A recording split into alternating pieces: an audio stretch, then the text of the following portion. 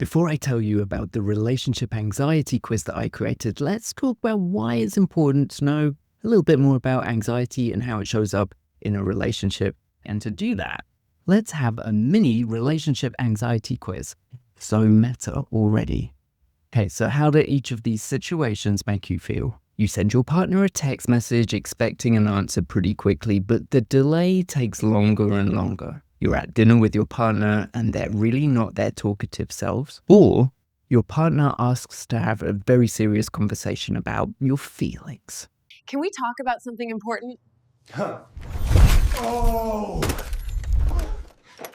Feelings? So each of those questions will generate a different response in each of you. And that's because anxiety is one word that encompasses a whole range of things. For some people, anxiety means worrying and overthinking. For other people, it means being afraid to speak up or share your opinion. And for other people, it means that you're on alert, you're anxious, you're on guard and agitated, looking for threats all the time. It's different for each of us. But what I've noticed in the 10 years that I've been a therapist is that anxiety is persistent, predictable, and patterned, which means it shows up in ways that are observable. And when certain traits show up all of the time, it's easier to categorize people.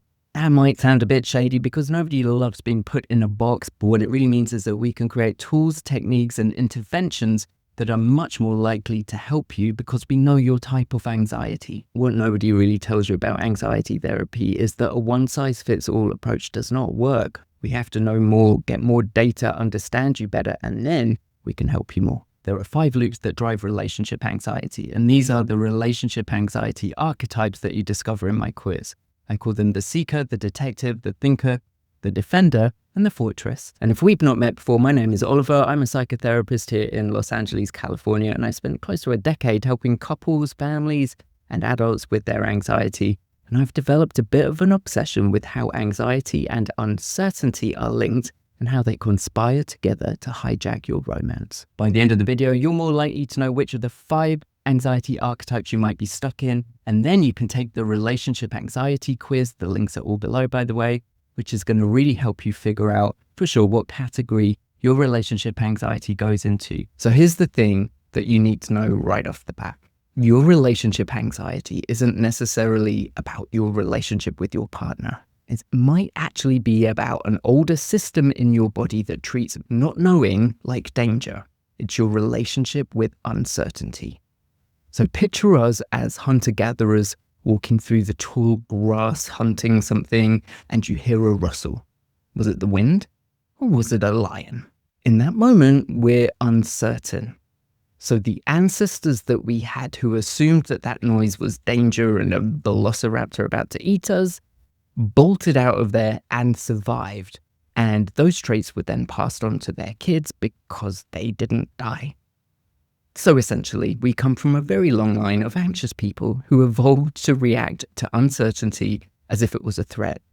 So fast forward to today, and the uncertainty that comes from a really long delay in your partner writing back is also seen as a threat. And because anxiety is activating, it makes us want to run, fight, or flight, we have to do something about it. The bad news is, of course, is that relationships are just full of uncertainty. Let me show you how uncertainty fuels anxious behaviors in these 5 different relationship anxiety archetypes. Okay, so the first one is the detective. The detective's behavioral response is coming from constant surveillance. They might be checking their partner's phone, analyzing micro expressions, interrogating them about who they're texting. This comes from an internal response where ambiguous signals get interpreted as threats. The wiring in the detective constructs worst-case scenario narratives to fill in all of the blanks. And long-term, this turns the relationship into a really exhausting dynamic where the partner constantly feels like a suspect under interrogation or investigation. They might then become more secretive, not because they're guilty or they've done anything wrong, because that scrutiny is suffocating. And that ironically confirms the detective's suspicions that something's wrong, and then their behaviors increase.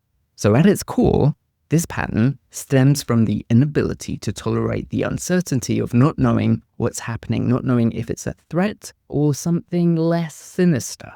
That's a pretty stereotypical way that we think anxiety in relationships is going to show up. But as I go through these archetypes, you might see that anxiety and uncertainty intolerance shows up in quite nuanced ways. The seeker's behavioral response to uncertainty is the epitome of relationship uncertainty. These are the sort of people that definitely need more assurance from their partner, constant calls, check-ins, I love yous, checking their phone obsessively, sending multiple follow-ups, showing up on their doorstep if their partner doesn't reply quickly. Internally, their nervous system treats silence as abandonment. Unanswered messages seem to appear as a genuine survival threat. And the only thing in their anxious mind that can soothe them is hearing from their partner. They need certainty, and they are seeking certainty all the time. But in the long run, their partner becomes exhausted from being used as medication, constantly having to prove and reassure their partner that their relationship is fine and that there's love and everything's okay. Eventually, they get a bit resentful from this, or they withdraw because they realize that no amount of reassurance is ever going to be enough. This is a pure pattern of uncertainty intolerance, right? The seeker cannot tolerate not knowing, and they might start treating distance and separation as a real threat, needing increasing amounts of reassurance. Now, the thinker's behavioral response to uncertainty is good old-fashioned worry. They are the ruminators. And it might manifest as insomnia, inability to concentrate, endless what-if questions spinning out, overthinking. The internal response is all about trying to think of ways to get to certainty, running all of the scenarios that always start with a what-if question as if it's an equation that could be solved. Without any new information, though, we're just spinning around in what-if, creating more and more stories about things. Worry is not problem solving, it's problem generating. The long-term impact is this bizarre disconnect where the thinker is having a relationship crisis that their partner knows nothing about. They become preoccupied with the what-ifs and tend not to go into problem solving, which would be having a conversation or talking about their fears or concerns. They keep it all inside. That might look like emotional distance, disconnect, retreating, and then their partner doesn't know what's going on. The partner can often feel very overwhelmed and confused because the thinker builds up these stories and cases in their mind, and the partner just has no idea where this is all coming from. The defender's behavioral response takes the form of self-sabotage, maybe through procrastination or preempted self-rejection. The defender's anxiety comes from a really critical inner conversation that they have with themselves. They're constantly berating themselves, undermining themselves, questioning their self-worth. They're fighting this constant battle against self-attacks. So every action or request gets filtered through this lens of I'm not good enough. And they freeze. So internally, the defender is fighting this constant battle against self-attacks. They freeze rather than risk confirming their inadequacy or fear-based thoughts with their partner and assume that they are at fault, they're not good enough, they can't do it. In a long-term relationship, this creates a really tragic cycle where the partner never really receives full effort or authenticity or constantly has to rescue their defender partner from themselves. The uncertainty that they can't tolerate in their relationship isn't about their partner, but about their own worth. They cannot bear the uncertainty of whether they deserve love. So they answer it definitively through self-sabotage, self-attacks, and assuming that they're at fault or not good enough, choosing the certainty of failing over the uncertainty of trying. The fortress's behavioral response is always going to be emotional withdrawal or withholding. They might agree to things that they don't want to do. They will probably never express hurt feelings. They're definitely going to avoid difficult conversations and conflict and maintain a carefully controlled exterior, but all the time not getting their needs met and resentment building. Their internal response treats emotional expression as stepping into chaos. So sharing a need or a feeling opens up complete uncertainty about how the other person's going to respond. They're going to choose the predictability of silence versus the unknown of being vulnerable. And the long-term impact of this is obviously that their partner ends up in a relationship where there's no emotional connection. Someone's physically present, but emotionally absent, and wanting desperately to connect with someone who can't or won't show up emotionally and be vulnerable and intimate. This is one of the more obscure ways that uncertainty intolerance shows up.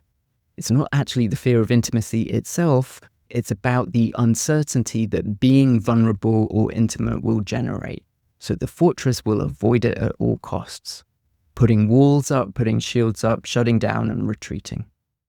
Okay, so all 5 of these patterns are doing the same impossible job of trying to manage uncertainty in a relationship. But the more you squeeze for certainty through checking, explaining, shutting down, arguing, going quiet, the more anxious and the more disconnected you feel. So I built the relationship anxiety quiz. It identifies your specific anxiety archetype. It tells you the rules of anxiety that you're following, and you automatically get a free skill and tool that you can use straight away to better understand your anxiety archetype. So if you're ready to trade surveillance for trust or control for connection and guessing for clear bids for connection and communication, then take the quiz, find your pattern, and start building a connection that tolerates anxiety and uncertainty.